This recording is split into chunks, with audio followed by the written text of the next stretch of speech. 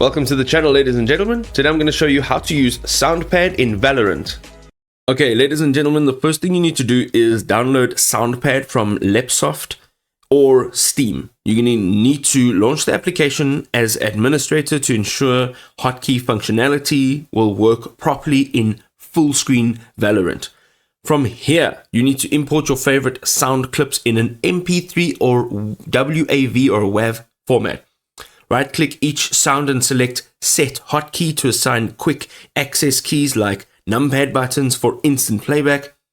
Within your Windows sound settings, set Soundpad's virtual microphone as your default input device.